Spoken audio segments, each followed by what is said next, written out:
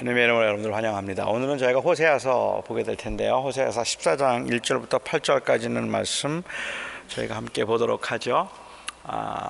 호세아서 14장 1절 말씀입니다.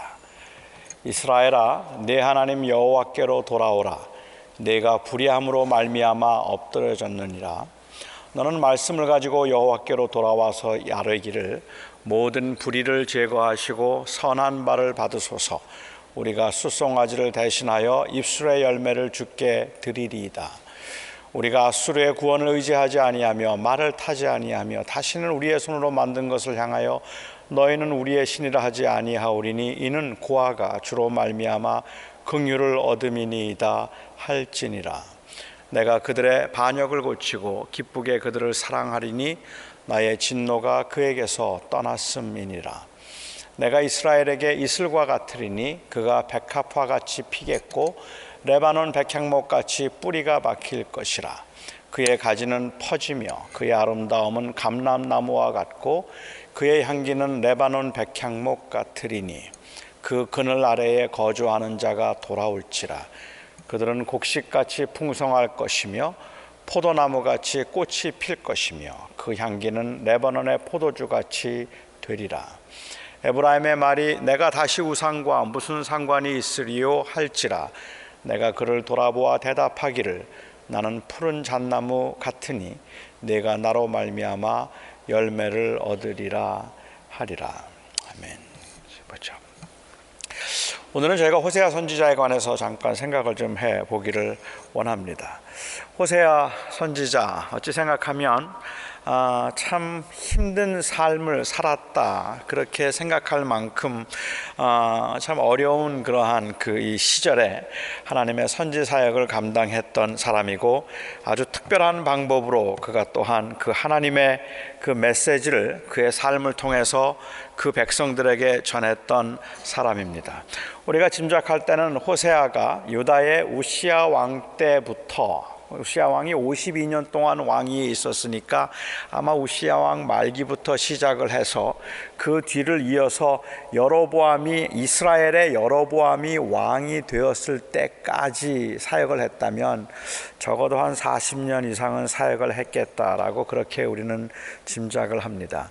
한 40년 동안 사역했던 그 호세아 선지자의 그 사역, 선지 사역을 하던 그 기간에 호세아가 참 힘들었겠다고 생각되는데, 저는 한 두 가지 면에서 우선은 호세아의 그 어려움이 무엇이었을까 하는 것을 한번 생각해 보고 싶습니다.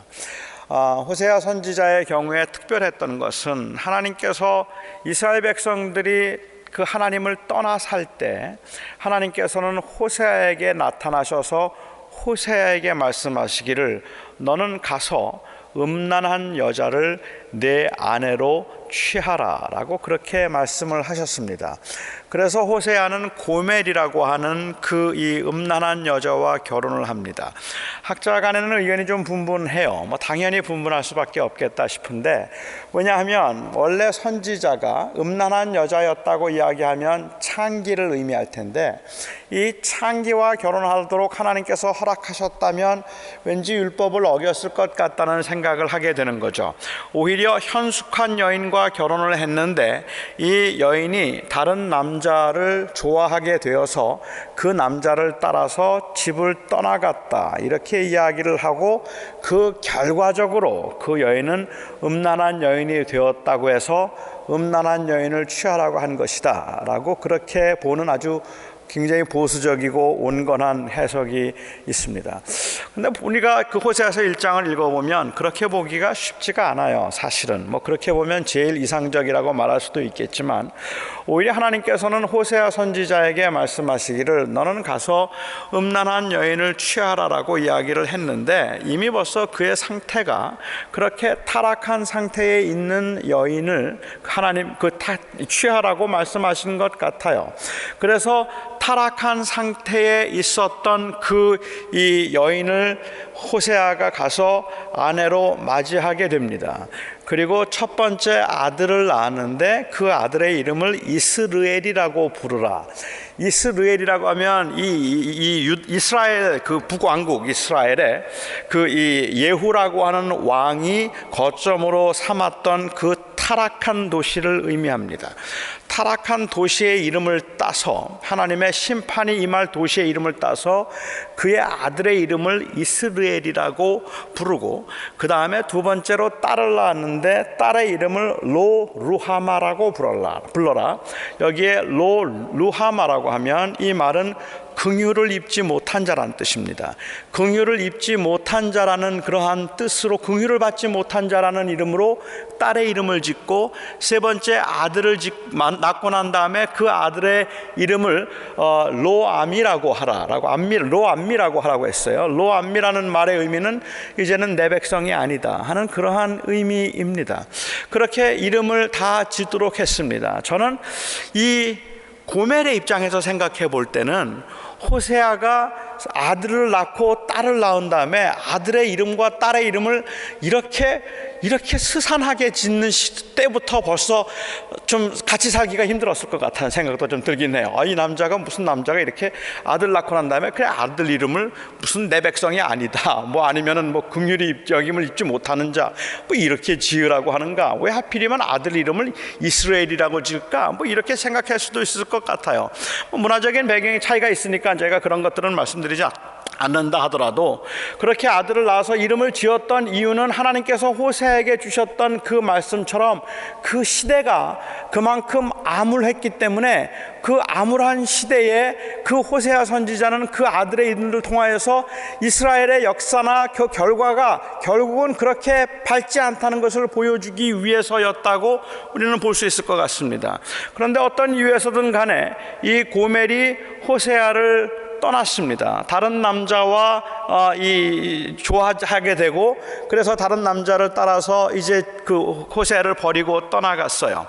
아마 호세아의 마음속에는 굉장한 분노가 있었다고 우리는 짐작해야 합니다. 저는 여기에서 우리가 좀 오해가 없었으면 좋겠다고 생각하는데, 어차피 호세아는 고멜을 사랑하는 것도 아니고 그냥 하나님의 계시를 하도록 하기 위해서 이렇게 이스라엘 백성들은 고멜과 같이 사랑하는 사람을 떠나서 또 다른 남자를 좋아하게 될 것이다, 뭐 이런 여자를 그래서 택한 것이기 때문에 그 여자가 집을 나가고 다른 남자와 집을 떠났어도 어차피 호세아는 그것 때문에 뭐 슬퍼하지 않았을 거다, 이렇게 생각한다면 저는 그 메시지가 하나님의 사랑을 온전하게 드러내고 보여주기 어렵다고 생각합니다. 그렇지 않습니다. 우리는 그 호세아서에 나오는 그 between lines를 우리가 읽을 수 없지만, 저는 호세아가 고멜을 사랑했음에 틀림이 없다고 생각해요. 어떻게 그가 그를 사랑하게 되었는지, 하나님의 어떤 그 계획 가운데 호세아에게 어떤 마음을 주셨는지는 모르지만, 호세아가 고멜을 사랑했어야 이스라엘 백성들을 향한 하나님의 사랑을 드러낼 수 있기 때문에 그런 겁니다. 사랑하지 않는 사람하고 그렇게 산다면 그게 무슨 의미가 있겠어요? 그게 어떻게 결혼이라고 말할 수 있겠습니까? 그러니까는 그 고멜이 집을 떠나고 난 다음에 호세아는 굉장히 분노하고 굉장히 슬퍼하고 굉장히 아파했을 겁니다. 자기 아내가 아이들을 다 두고 그냥 다른 남자와 함께 집을 떠나갔다는 것, 그것 때문에 너무 괴로워하고 너무 힘들어하고 너무 아파하고 있는데, 하나님께서 그에게 말씀 가운데 나타나셔서 또한 그에게 명령하시기를 너는 다시 가서 고멜을 사라라고 이야기를 했어요. 왜냐하면 이 고멜이 그렇게 다른 남자와 도망을 가고 난 다음에 그 남자에게 속은 겁니다. 그 남자에게 속아서 오히려 창기로 다시 팔려가게 되고, 또다시 창기가 되어서 다른 사람에게 팔려간 창기이기 때문에 노예 생활을 하고 있는 거예요. 그렇게 노예 생활을 하고 있던 그 고멜을 호세아에게 다시 가서 데려오라고 이야기를 했습니다. 그래서 호세아가 가서 값을 지불하고 고멜을 다시 집으로 데리고 오는 그 장면까지가 이 호세아서 1장부터 3장까지 나와 있는 내용입니다. 사실 14장 전체 가운데서 3장 정도가 호세아의 사생활을 통하여서 하나님께서 이스라엘을 향하여서 어떤 마음이고 이스라엘이 어떤 지금 상태에 있는가 하는 것을 보여주었다고 생각하면 적은 부분이기는 하겠고, 저희가 이해하기에는 아마도 이 사건이 호세아의 사역 초기에 있었던 사건일 것이라고 그렇게 짐작을 합니다. 만일 그렇다면 호세아가 고멜을 사랑했던 그 사랑해서 그가 아내로 취했음에도 불구하고 그 아내가 문란하고 부정해서 그래서 자기를 떠나서 다른 남자를 따라갔다가 온갖 고난과 이 고초를 당하고 그것을 불쌍히 여겨서 호세아가 다시 그를 사서 그를 다시 자기의 아내로 회복시키는 그 삶을 만일 그의 삶 가운데 이 사역의 가운데 초기에 경험했다면, 그 이후에 하나님께서 이스라엘 백성들에게 하셨던 그 말씀에 대한 선포는 호세아로서는 정말 자기의 삶에서부터 경험했던 그 절절한 메시지였음에 틀림이 없을 거라고 생각해요. 이게 하나님의 사랑이 이런 거구나, 이렇게 우리 이스라엘 백성들이 하나님을 떠났구나 하는 것을 말할 수 있기 때문에 그렇습니다. 그러니까 그의 생애는 참 어떻게 생각하면 저는 그가 하나님의 뜻을 이루고 하나님의 메시지를 말씀을 전하는 그러한 사명을 맡았기 때문에 아주 불행했다고 말할 수는 없겠지만 그의 인생이 아주 평탄하지는 않았던 것은 틀림없는 사실인 것 같아요. 그런데요, 이 호세아가 고멜과 결혼해야 됐고 자기가 결혼했던 사람이 자기를 버리고 다른 남자에게 갔다는 것과, 그래서 그 자기가 결혼했던 여자가 노예로 팔려가 있는 것을 다시 데리고 왔다는 이 사실로 인한 비극적인 이 씬보다 훨씬 더 어찌 생각하면 호세아에게 힘들었을 것이라고 생각되는, 즉 그의 선지 사역 가운데 그가 굉장히 힘들었을 것이라고 생각하는 이것은 사실은 이스라엘 백성들이 호세아의 메시지를 얼마나 진지하게 들었을까 하는 것 때문에 그렇습니다. 호세아의 메시지를 이스라엘 백성들이 얼마나 진지하게 들었을까요? 우리가 이제 여호와께 돌아가자, 우리가 이제 더욱 힘써 여호와를 알자, 하나님 앞 떠나지 말고 이제는 더 이상 그렇게 배반해서 하나님을 배반하고 다른 신을 섬기지 말고 제발 우리 하나님께로 돌아가자는 그 이야기를 호세아 선지자가 그렇게 외쳤는데, 그의 생애 거의 모든 걸 다 바쳐서 외쳤다면 그렇게 외치는 그 소리를 이스라엘 백성들이 과연 들었을까요?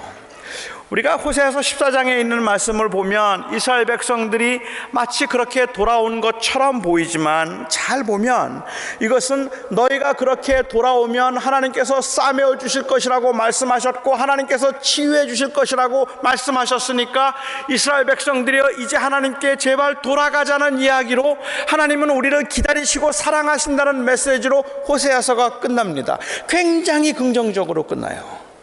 그런데 실제로 이스라엘 백성들은 돌아오지 않았습니다. 이스라엘 백성들은 하나님께 돌아오지 않습니다. 이스라엘 백성들은 결국은 그냥 그렇게 망해버리고 맙니다. 이 경고를 받아들이지 않았다 망하게 되는데,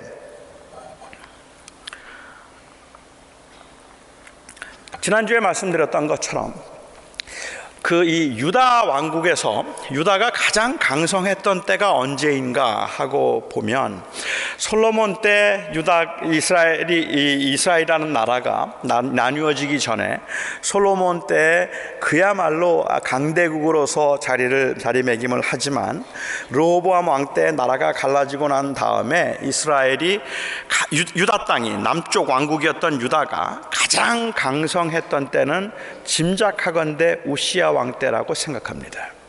우시야 왕 때 유다는 굉장히 강성했어요. 우시야 왕이 52년을 다스렸으니까. 그러다가 그가 교만해져서, 너무 나라가 잘 되니까 교만해져서 우시야 왕은 나병을 얻게 되고 결국은 나병으로 죽게 됩니다. 그 이스라엘이라고 하는 북왕국이 가장 강성했던 때는 지난주에 말씀드린 것처럼 여로보암 2세 때입니다. 바로 호세아가 메시지를 전하고 있던 그 때인데, 여로보암 2세가 41년 동안 다스리는 동안 동안 이스라엘은 그 전에도 없었고 후에도 없을 그 부강과 그리고 번영을 누리고 있었어요. 아주 사치스럽다 할 만큼 많은 영광을 그들이 누리고 있었습니다. 그렇게 영광을 누리고 그렇게 잘 살고 그렇게 풍요롭게 살아가고 있는 그들에게 호세아가 외치고 있는 너희가 하나님 잘못 섬기고 있으니까 이제 하나님 앞에 돌아오지 아니하면 하나님께서 너희들을 심판하실 것이라는 그 메시지가 얼마나 유효하고 얼마나 그들이 정말로 이 의미 있게 들었겠는가 말입니다. 제가 아는 이 젊은 사역자가 있는데요. 2세 사역을 하고 있는 한 사역자인데 함께 이야기하는 중에 저에게 그런 이야기를 해요. 2세들에게 목회하기가 너무너무 힘들다는 거예요. 2세들에게 목회하기가 너무너무 힘들다 그래요. 그래서 2세들에게 목회하는 게 뭐가 그렇게 힘드냐 그랬더니 2세들에게 있어서는 사실은 그 은혜와 복음에 대한 그 열망이 없다는 거예요. 그들은 종교적인 그러한 이 예식이 있고 어릴 적부터 교회 생활을 했기 때문에 교회에 나오고 그리고 교회에서 예배를 하기도 하고 또 이 교회 봉사도 하기는 하지만 그럼에도 불구하고 정말로 내 생명이 예수 하나님이시라는 그러한 고백을 가지고 그 나라에 대한 소망으로 은혜를 간절히 사모함이 없다는 이야기예요. 다시 이야기하면 우리 2세들은 너무 성공적인 삶을 살고 있기 때문에 사는 게 너무 편안하고 모든 게 다 순조로워서 모든 게 다 평안하고 순조로워서 천국에 꼭 가고 싶은 마음이 없다는 거예요.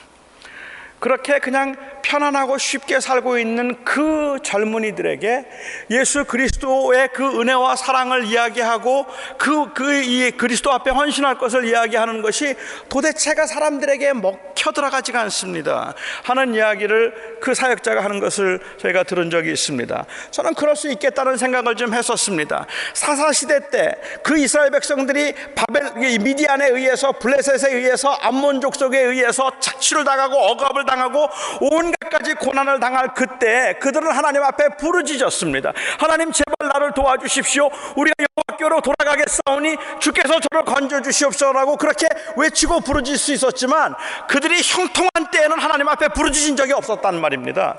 그들이 모든 것이 다 잘되고 모든 것이 다 편안해서 정말 하나님 없이도 이제는 여기 이 땅에서 살만하다 싶을 때 그럴 때에는 아무도 하나님 앞에 그렇게 부르짖거나 하나님을 갈망한 적이 없었단 말입니다. 고난 가운데 있을 때, 환난 가운데 있을 때, 시련 가운데 있을 때, 못 견디게 죽겠을 때 그럴 때는 하나님 앞에 살려달라고 부르짖고 매달렸던 사람들이었어요. 사람들은 그 고난 가운데 있을 때에 오히려 그 하나님의 은혜와 도우심을 간절하게 사모할지 몰라도 모든 게 풍요롭고 형통하다고 생각되는 그 때에는 사람들은 그 가운데서 하나님을 그렇게 찾거나 열망하게 되지 않는 것 같아요. 여로보암 때 이스라엘 백성들, 이스라엘은 부귀와 영화를 누리고 있었습니다. 모든 사람이 다 그렇게 누린 건 아니지만 대체적으로 특별히 지도자들의 경우에 있어서는 뭐라고 말할 수 없을 만큼 편안한 삶을 살고 있는 겁니다. 모든 게 다 괜찮아요. 하나님 앞에 별 문제가 없다는 생각이 들었습니다. 그렇다고 그들이 종교적이 아니었던 것 아닙니다. 그들은 제사를 드렸고 양을 잡았고 하나님 앞에 제물을 드렸습니다. 그런데 문제는 뭔가 하면 하나님 앞에 제물을 드리고 매 때마다 그들은 하나님 앞에 예물을 드려서 하나님 앞에 경배를 했지만 그들은 그 가운데 어떤 간절함도 없었고 어떤 열망도 없었고 어떤 의욕도 없었어요. 그냥 하는 거예요. 형식으로 그냥 해야 하니까 하는 거지만 지금은 솔직히 모든 게 everything is so fine with me, 다 나는 괜찮다 생각하고 있던 사람들입니다. 그런데 그들에게 호세아가 아닙니다. 돌아와야 합니다. 회개해야 합니다. 하나님께 돌아오지 아니하면 하나님께서 이 민족을 버리실 겁니다. 아무리 이야기해도 그들이 과연 들었을까 말입니다. 안 들었어요. 결국은 듣지 않았습니다. 정말로 어메이징하게 그들은 생각하기를 그 부귀와 영화를 누리는 동안에는 다 그렇게 생각하지만 그들이 그 부귀 영화 뭐 대단한 건 아니었음에도 불구하고 이스라엘 백성들이 그 어느 때보다도 평화롭고 그 어느 때보다도 풍요로운 삶을 살아가면서 그들의 마음속에 생각하기를 이제는 이렇게 풍요롭게 살기 때문에 더 이상 고난이 없을 거라고 생각한 겁니다. 더 이상 우리는 힘든 일들은 없을 것이고 그건 다 지나갔다고 생각하는 겁니다. 대부분의 사람들이 평안할 때 갖는 느낌이 바로 그런 것 같아요. 그런 것들이 그렇게 없어지지 않을 것 같아요. 이제 모든 문제 해결된 것 같고 문제가 하나도 없어 보인다는 말입니다. 그래서 이스라엘 백성들 굉장히 교만했습니다. 그런데 여로보암 2세가 죽고 난 다음에 그 다음에 이스라엘 백성들은 그 부귀영화를 아주 오랫동안 누릴 줄 알았는데 그 이후에 스가랴에서 살룸으로 무나헴에서 그 다음에 부가히야로 베가에서 호세아까지 6명의 왕이 이어지는 동안에 5명의 왕이 암살을 당합니다. 그리고 이 스가랴에서 시작해서 호세아 왕까지, 호세아가 이스라엘의 마지막 왕입니다. 이스라엘의 마지막 20대 왕이었던 호세아까지 그 불과 40년이에요. 이스라엘 백성들 그 부귀영화를 누리면서 우리는 절대로 망하지 않을 거라고 생각했는데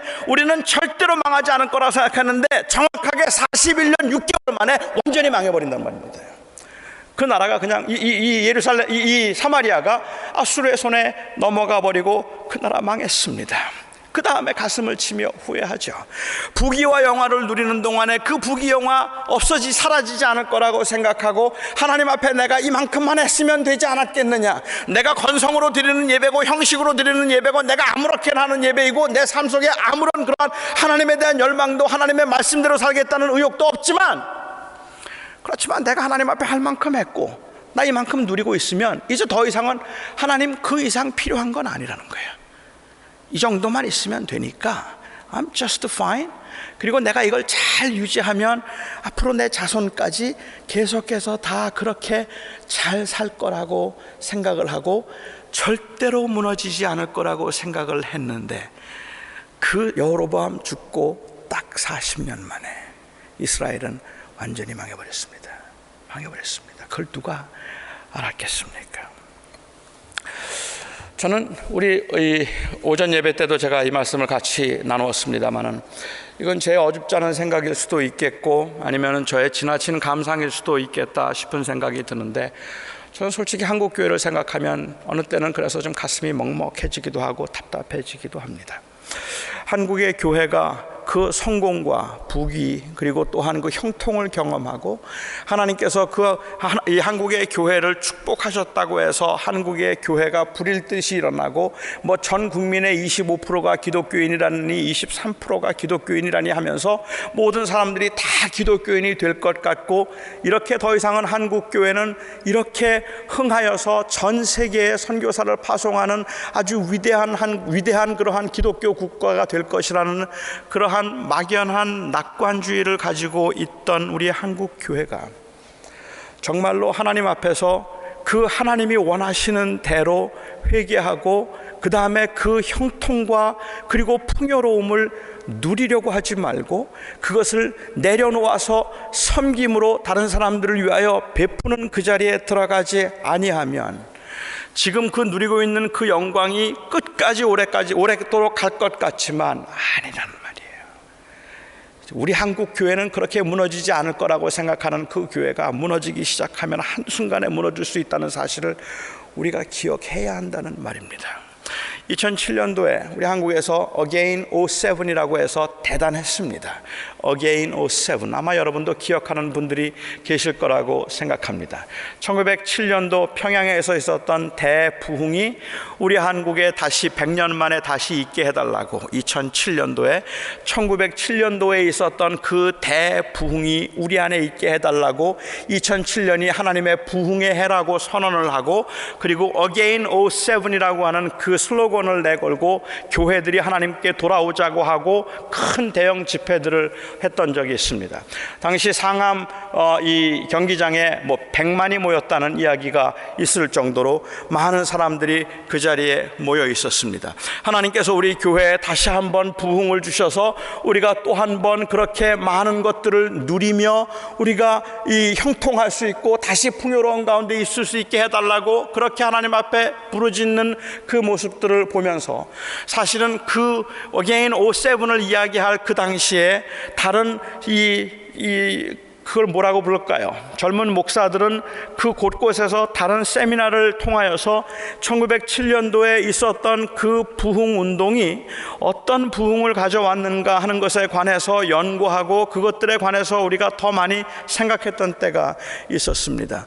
1907년에 있었던 그 대부흥운동은 영적인 대각성의 부흥운동이었고 한국 교회에 부흥을 가져다준 그러한 운동이었지만, 여러분 그때 일어났던 그 부흥운동의 핵심 키가 무엇이었는지 아십니까?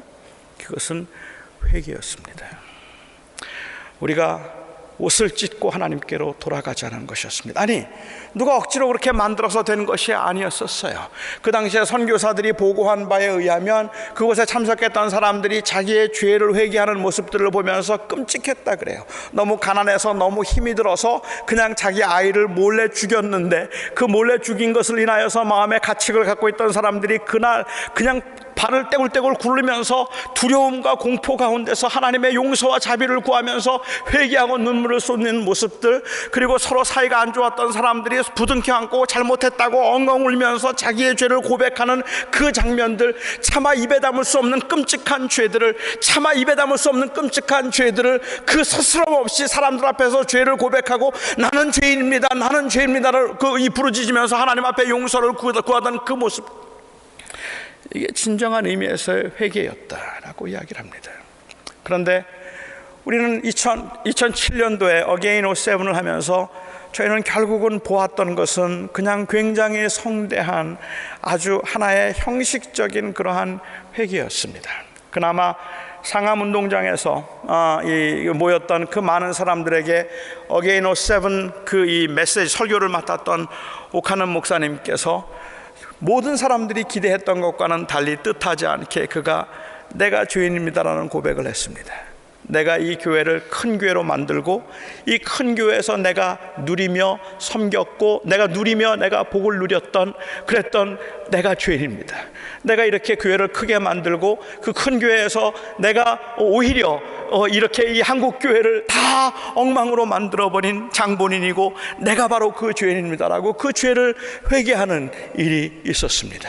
여러분, 내가 정말로 그렇게 죄인입니다라고 그렇게 회개하고 하나님께 돌아오는 그것 말고 형식적이고 그냥 가식적으로 우리가 하나님께로 돌아온다고 하는 것은 회개가 아니라는 말입니다. 그런데 이런 윤리적인 회복이 우리 안에 있지 않다면 정말로 한국에 있는 그 교회가, 한국에 있는 그 교회들이 지금 부귀영화를 누리고 있으면서 그냥 내가 지금 누리고 있는 것들을 조금 더 누려보고 싶어서 그냥 계속해서 아들에게 세습을 하고 그리고 그 영광들을 그냥 계속해서 가정이 이어가려고 하고 있는 그 일들을 계속해서 한다면 절대로 그 영광 끝나지 않고 내가 내 자손까지는, 내 손자까지는 그래도 이 부귀영화를 누릴 거라고 생각하지만 순식간에 남았다는 말이에요. 회개하지 않으면 한순간에 무너져 버릴 수 있다는 말입니다. 그게 바로 여로보암을 통해서 보고 있는 사건 아닙니까? 그 여로보암 때에 호세아가 외쳤던 소리를 누가 들었겠어요? 우리가 여호와께로 돌아가자. 하나님께서는 우리를 상한 것을 고치실 것이고 하나님께서 우리를 회복시키실 것이니 우리가 여호와께로 돌아가자. 아무리 이야기를 해도 그 당시에 평화롭고 부귀롭고 권세를 가지고 권세를 누리던 사람들이 도대체 누가 들었겠느냐는 말입니다. 아무도 듣지 않은 그곳에서 복음을 외치고 있었던, 그리고 하나님의 말씀을 외치고 있었던 호세아 선지자는 자기가 고멜이라고 하는 여자를 취했던 그것보다 훨씬 더 안타까운 마음과 고통스러운 마음으로 40년의 선지 사역을 했을 거라고 저는 생각합니다. 이스라엘 백성들 돌아오지 않았습니다. 결국은 끝까지 돌아오지 않았습니다. 아마도 그들은 돌아가자는 말을 들으면서 의아했을 것 같아요. 어디로 돌아가자는 말인가? 말라기 선지자 때도 그랬거든요. 말라기 선지자에게는 보면은 말라기 선지자의 특징은 7번에 걸쳐서 하나님과 이스라엘 백성들 사이에 이 디베이트를 하는 그 장면이 말라기서에 나와 있는데, 그런데 말라기서에서 하나님께서는 말씀하시기를 내가 너를 사랑하였노라 라고 말씀하시면 이스라엘 백성들은 어떻게 우리를 사랑하셨습니까? 라고 묻는 거예요. 하나님께서는 그들에게 또 말씀하시면서 내가 나를 아비로 공경한 적이 없었다 라고 이야기를 하면 이스라엘 백성들은 깜짝 놀라면서 아니 언제 우리가 그랬단 말입니까? 언제 우리가 하나님을 아버지로 우리가 섬기지 않은 적이 언제 있었단 말입니까? 라고 이야기를 하는 겁니다. 우리는 항상 하나님 앞에 제사를 드렸고, 우리는 항상 하나님 앞에 예배를 드렸고, 우리는 항상 하나님을 섬겼고, 그리고 내가 하나님 앞에 봉사도 많이 했는데 언제 내가 하나님을 떠난 적이 있습니까? 그때 주님께서 말라기 선지자에게 말씀하시죠. 내가 식탁에 더러운 떡을 올려놓지 않았느냐라고 말씀하십니다. 더러운 떡을 올려놓고 식탁을 더럽혔다. 주님 무슨 말씀이세요? 무슨 식탁을 더럽혔다는 말입니까? 내가 공의를 행한 적이 없고 인애를 행한 적이 없었고 내가 나의 것을 도둑질하고 세상의 향락을 따라서 살지 않았느냐 말하면, 그들은 말하기를 그렇지만 나는 주님을 섬겼고 내가 주님 앞에 뭘 잘못한 게 있습니까? 라고 그렇게 말했던 그 말라기 선지자의 이야기와 마찬가지로 호세아가 아무리 외쳐도 이스라엘 백성들, 그 당시 이스라엘 백성들의 입장에서 생각해 볼 땐, 아니 도대체 뭘 더 이상 요구하시는 겁니까 주님? 일주일에 한 번 교회 나와서 예배하면 되는 거고, 그리고 헌금도 했고 교회 봉사하라는 대로 봉사도 했고, 힘들었지만 내가 나름대로는 그래도 그냥 내 삶 가운데서 나름대로는 그냥 하나님, 내가 믿는 사람이라는 것을 보여주기 위해서 나름대로는 열심히 했고 수요 예배도 이렇게 나오지 않았습니까? 그런데 주님, 뭘 어떻게 돌아가라는 말입니까? 아마 당시 사람들은 그렇게 말했을 것 같아요. 그들은 그 삶 가운데서 모든 너무 풍요로운 삶 가운데 살고 있으면서 그 풍요로운 것들을 놓치기 싫어서라도, 아니 잃어버릴까 봐 두려워서라도 하나님 앞에서 하나님을 섬기는 것처럼 그렇게 행동하기는 했어도, 그들이 진심으로 여호와께 돌아와서 여호와 하나님을 의뢰하고 여호와 하나님을 나의 주님이요 나의 아버지라고 인격적으로 고백하지 않았는데도 그들은 아무 문제가 없었다는 말입니다. 여호와께로 돌아오라고 주님께서 말씀하실 때, 그 특별히 이 호세아서 6장을 보면 내가 너의 죄를 회개하고 여호와께로 돌아오라고 말씀하십니다. 여기에 여호와께로 돌아오고 회개하고 돌아오라고 말씀하실 때 여기에 돌아오라는 말씀의 의미, 그리고 여호와를 이제 알자라고 얘기해요. 우리가 힘써 여호와를 알자라고 얘기하는데, 여호와를 알자는 그 이야기는 바꿔서 얘기하면 Let us acknowledge Him. 주님을 이제는 인정하자는 이야기를 하고 있는 겁니다. 주님에 대한 어떤 정보적인 지식을 요구하고 있는 말이 아닙니다. 성경 공부를 조금 더 많이 해서 여호와가 어떤 분이신지, 삼일체가 어떤 것인지 이것들을 조금 더 이해할 수 있도록 하자. 필요하죠. 중요하죠. 하지만 그런 정보적인 지식들을 많이 갖자는 이야기를 하고 있는 것이 아니라, 우리가 우리의 삶 가운데서 여호와가 나의 주님을 인정하도록 하자고 이야기하는 겁니다. 그러면 이스라엘 백성들이 말하죠. 우리가 언제 인정하지 않은 적이 있습니까? 주님께서는 말씀하셨습니다. 너희가 박하와 회양과 근채의 11조는 하는데 너희는 의와 인과 신은 저버렸도다. 그런즉 너희가 이것도 할 것이요 저것도 버리지 말아야 할지니라. 내가 이것도 하고 저것도 버리지 말라고 주님께서 말씀하신 것은, 그러니까 11조도 해야 된다는 11조에 대한 그 디펜딩을 하고 있는 메시지가 아니라고 저는 생각합니다. 오히려 주님께서 여기서 강조하고 계시는 것은 바로 일관성입니다. 우리의 삶 가운데서 여호와 하나님을 정말 나의 주님이라고 인정을 했다면 그 여호와 하나님을 나의 주님이라고 인정한 것이 우리의 삶 가운데 어떻게 드러나야 되는가 하는 것을 말하고 있다는 말입니다. 바꿔 말씀드리면 이스라엘 백성들은 말하기를, 아니 우리가 하나님을 섬기지 않은 게 뭐가 있습니까? 라고 이야기를 하죠. 그런데 주님께서 호세아서 4장에도 말씀하시기를, 내가 제사를 원하지 아니하고 인애를 원한다고 말씀하셨고, 너희가 인애가 없고 그리고 공평이 없고 공의가 없고 자비가 없기 때문에 그것은 바로 내게 돌아오지 않은 것이라고 말씀하십니다. 오해 마십시오. 우리가 어떻게 살아야 되는가 하는 사회적인 정의나 아니면은 그러한 공의를 실현하는 것이 하나님께로 돌아오는 것이라는 이야기를 하고 있는 게 아닌 겁니다. 여기에는 예배나 제사보다 사회봉사가 더 중요하다는 말씀을 하고 있는 것이 아닙니다. 여기서 강조하고 있는 것은 일관성이라는 말입니다. 이렇게 보면 어떨까요? 이스라엘 백성들이 모든 것이 하나님의 것이라고 고백하고 있기 때문에 회향과 박하와 근채의 11조까지 드렸습니다. 회향과 박하와 근채는 자기 집에서 기르는 채소들입니다. 자기 집에서 기르는 채소까지라도 한 톨이라도 하나님의 것은 내가 취하지 않겠다는 그러한 마음을 가지고 정성을 다해서 하나님 앞에 그렇게 11조를 드렸단 말입니다. 지금으로 한다면 집에서 길렀던 깻잎과 고추와 상추의 11조까지도 하나님 앞에 드렸다는 말입니다.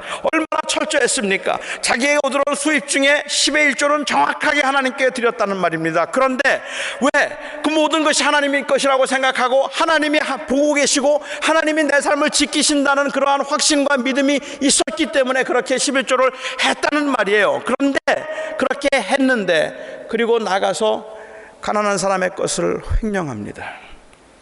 거짓말을 하고 부정을 행하고 그리고 사기를 칩니다. 그렇게 사기를 치고 거짓을 하고 남의 것을 탈취하고 남의 것을 빼앗고 가난한 자들을 돌보지 않으면서 회당과 박해와 근처에 11조를 드리고 있는 그 모습을 볼 때 주님께서 하시는 말씀은 너는 나를 주인으로 섬기고 있지 않다 말씀하시는 겁니다. 내가 비록 그렇게 그 종교적인 행위를 잘하고 있는지 몰라도 너는 나를 주인으로 섬기고 있는 건 아니다. 그 컨시스턴시가 없기 때문에 그것은 그냥 형식적인 종교적 행위에 불과할 것이다 라고 말하고 있는 겁니다. 아주 치밀하게 계산해서 정확하게 계산해서 그래서 그 하나님 앞에 11조를 드립니다. 아주 철저하게 11조를 드립니다. 제가 아는 한 분이 그랬어요. 장로님이셨는데 저희 친척이신데 11조를 얼마나 정확하게 드리는지 철저하게 계산해서 하나도 어금 없이, 모르죠. 저는 또 아닐지도 몰라요. 그분이 하신 말씀이니까. 그렇게 철저하게 11조를 드린 분입니다. 근데 제가 한번 그분 그 댁에 한번 놀러 갔다가 기절하는 줄 알았습니다. 고등학생 때였는데. 그렇게 헌신적으로 드리고 주일이면 아무 일도 하지 않는 그분이 하는 직업이 뭔지 아세요? 고리대금업이었어요. 고리대금업을 하면서 제가 그 집에 놀러 간 날 제가 그분하고 같이 갔는데 어느 가난한 집 철거민 집에 들어가서 그 사람을 불러다가 집을 다 때려 부수는데요. 여러분 다 부셔버리고 그리고 그들을 발로 차서 쫓아냈는데 그러면서 11조를 정확하게 드리고 있다면 돌아온 겁니까? 하나님을 인정하고 사는 겁니까? 아니잖아요. 지금 이스라엘 백성들에게 주님께서 말씀하시는 건 착한 일도 좀 하지 그 이야기를 하는 것이 아니라 어디에서든지 그 하나님의 하나님 되심을 온전히 이해해야 할, 하나님을 그렇게 섬겨야 할 텐데 그 풍요로움 가운데서 바알과 하나님을 겸하여 섬기면서 그래요, 세상에 살면서는 재물이 없으면 안 되는 겁니다. 재물은 어쩔 수 없이 이렇게 모으는 겁니다라고 말하면서 그러면서 제사를 드리고 예배를 하고 있는 모습이 너무 지나치게 합리적으로 자기를 합리화시켜버린 모습처럼 보일 수 있지 않았겠느냐는 말입니다. 하나님을 진정으로 인정할 수 있겠느냐, 하나님을 정말로 인정해서 그를 주님으로 그리고 아버지로 acknowledge를 할 수 있겠느냐, 그 질문을 지금 호세아 선지자는 하고 있는 겁니다. 이스라엘 백성들은 종교적인 껍데기는 가지고 있었습니다. 남아 있었습니다. 그 이스라엘 백성들에게는 정말로 아직도 종교적인 행위들은 여전히 잘하고 있었어요. 풍요로우니까 더 잘했겠죠. 잘 사니까 아마 소도 훨씬 더 좋은 소를 잡았겠죠. 그리고 더 자주 소를 드릴 수도 있었고 양을 드릴 수도 있었을 겁니다. 그 전에 비둘기 드리던 사람이 양을 드릴 수 있었고 양을 드리던 사람이 소를 드릴 수 있었으니까는 재물도 더 기름진 것으로 더 잘 드릴 수 있었겠죠. 그런데 그런 종교적인 행위는 남아 있었지만 그럼에도 불구하고 그들 안에는 하나님 앞에 진정으로 하나님을 나의 하나님이라고 부를 만한 그 열정과 열망은 이미 식어버렸단 말입니다. 호세아는 그걸 알고 있었어요. 그걸 보고 있었고 하나님도 아셨고 그래서 그것을 외치고 있는 겁니다. 오늘 만약에 하나님께서 하나님의 은혜 가운데서 저에게 그리고 여러분들에게 이제 우리가 여호와께로 돌아가자, 우리가 힘써 여호와를 알자 하고 말씀하신다면, 우리가 그래서 그를 acknowledge하고 나의 주님으로 모시고 살자라고 이야기한다면, 여기 계신 분들 중에는 그냥 너무 사는 게 지치고 고달파서 거기에 대해서는 더 이상 생각할 수 없을 만큼 그냥 다 귀찮기 때문에 너무 다른 것들이 복잡해서 나는 그렇게 하나님께 돌아오는 것에 대해서 잘 모르겠다고 말씀하는 분들도 계실지 모르지만, 어쩌면 그렇게 힘들고 불편하기는 하더라도 저희들에게 하나님께 돌아가는데 가장 큰 적은 complacency인지도 모릅니다. 그냥 지금이 편하고 좋다, 지금 이대로가 좋다라고 생각하기 때문일지도 모르겠다고 생각하고, 하나님 앞에 우리가 살아가면서 그 어려웠던 때, 그 힘들었던 때, 그렇게 부르짖으며 하나님이 나의 하나님이 되어주시기를, 그리고 하나님이 나를 건져주시고 나를 회복시켜 주시기를 그렇게 사모하던 저희들이, 그 문제들이 하나둘 해결되고 모든 것들이 편안해지고 자리를 잡아가기 시작하면서 어느 때부터인지 서서히 우리의 마음이 그냥 그 편안함 가운데 누리고 있는 모습으로 하나님을 향한 열망도, 하나님을 향한 사랑도 식어가는 그러한 모습일지도 모릅니다. 저는 여러분들에게 지나친 감정적인 어떤 이 반응을 요구하는 것 아닙니다. 어려울 때 하나님 앞에 부르짖는 기도가 평안한 다음에 그렇게 부르짖게 되는 거 아니죠. 그건 물러납니다. 우리가 어렵고 힘들 때 하나님 앞에서 그 긴장했던 모습이 모든 게 다 잘 되고 난 다음에도 똑같이 긴장할 수 있는 건 아니죠. 그건 아닙니다. 그런데 돌아봐야 합니다. 우리의 마음을 살펴보아야 합니다. 진짜 내가 병든 건 아닐까? 내가 정말 그 하나님 앞에서 하나님을 나의 주님이라고 지금도 가장 진실하게, 잘 될 때에도 진실하게 고백할 수 있는가? 지금도 하나님은 나의 하나님이신가? 그리고 그 하나님이 나의 모든 것이라 내가 그 앞에서 그와 함께 주님 부르시는 날까지 그냥 주를 바라보며 살기를 원하는 마음이 내 안에 여전히 있는가? 물어야 할 것입니다. 기도하겠습니다.